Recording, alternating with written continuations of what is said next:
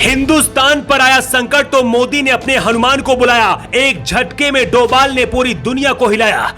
जिसकी जासूसी ने पूरी दुनिया को कर दिया दीवाना, मोदी ने अपने हनुमान अजीत डोभाल को कर दिया रवाना। दुनिया से खालिस्तानियों को मिटाने के लिए अजीत डोभाल ने शुरू कर दिया पाकिस्तान से भी बड़ा ऑपरेशन।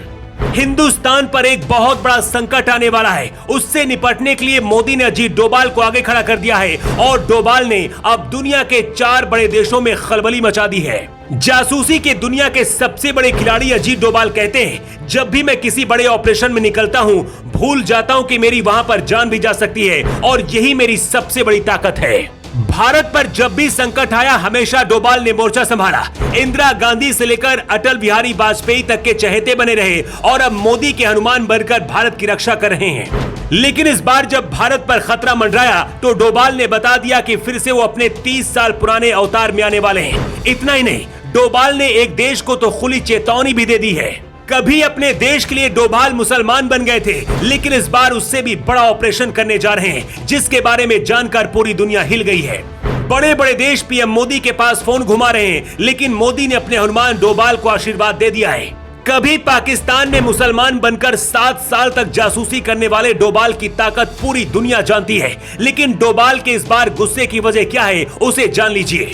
खालिस्तानी समर्थक हिंदुस्तान के अंदर एक पत्ता भी नहीं हिला पाते हैं, लेकिन अमेरिका, ब्रिटेन, कनाडा के अंदर इतना ज्यादा मजबूत हो गए हैं कि इन्हीं देशों से भारत के खिलाफ साजिश रचते हैं। अमृतपाल को भी यहीं से शक्ति दी जा रही थी। पिछले दिनों खालिस्तानी समर्थकों ने ब्रिटेन के साथ साथ अमेरिका, कनाडा और ऑस्ट्रेलिया में भी भारतीय राजदूतों के खिलाफ भड़काने वाले पोस्टर जारी किए थे। भारत के अंदर जब इनकी दाल नहीं गल पा रही है तो ये चरमपंथी भारत के बाहर हिंदुस्तानी नागरिकों को टारगेट कर रहे हैं। लेकिन अब खुद डोभाल ने मोर्चा संभाल लिया है। अजीत डोभाल ने ब्रिटिश समकक्ष सर टिम बैरो से मुलाकात की। इस दौरान डोभाल ने चीखते हुए चेतावनी देते हुए कहा कि भारत के खिलाफ आपके देश ने जो कहा है, उन चरमपंथियों पर या तो एक्शन लिया जाए या फिर उन्हें हमारे हवाले कर दिया जाए, हम उनका इलाज कर देंगे। इसके साथ ही डोभाल ने कनाडा, ऑस्ट्रेलिया के खालिस्तानियों के लिए भी संदेश भेज दिया है। 90 के दशक में अजीत डोभाल ने पाकिस्तान में एक अंडरकवर एजेंट के रूप में काम किया था।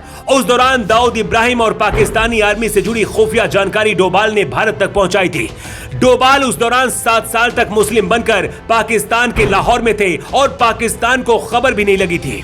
उसी दौरान डोभाल के रिश्ते इजराइल की खुफिया एजेंसी मोसाद से भी जुड़े।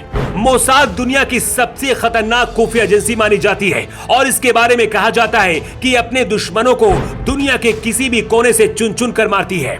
अब खालिस्तानियों के खात्मे के लिए डोभाल मोसाद का साथ ले सकते हैं। वैसे पिछले 6 महीने के अंदर आधा दर्जन से ज्यादा खालिस्तानी आतंकी मारे जा चुके हैं। दावा तो यह भी किया जा रहा है कि ये किसी और का नहीं बल्कि भारत की खुफिया एजेंसी रॉ और मोसाद का काम ही है। मतलब डोभाल ने अपना ऑपरेशन ऑन कर दिया है। अजीत डोभाल 2005 में रिटायर हो चुके थे, लेकिन मोदी को पता था कि डोभाल से ज्यादा सुरक्षा और कोई नहीं दे सकता है। यही वजह है कि 2014 में जब प्रधानमंत्री मोदी बने, उसके बाद डोभाल को राष्ट्रीय सुरक्षा सलाहकार बनाया।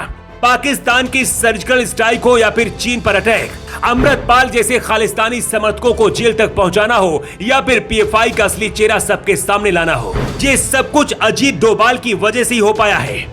यही वजह है कि जब पहली बार खालिस्तानियों को लेकर इतनी बड़ी चेतावनी डोभाल ने दी है तो दुनिया के वो देश डर गए हैं जहां भारत विरोधी ताकतें बैठकर साजिश रचती हैं।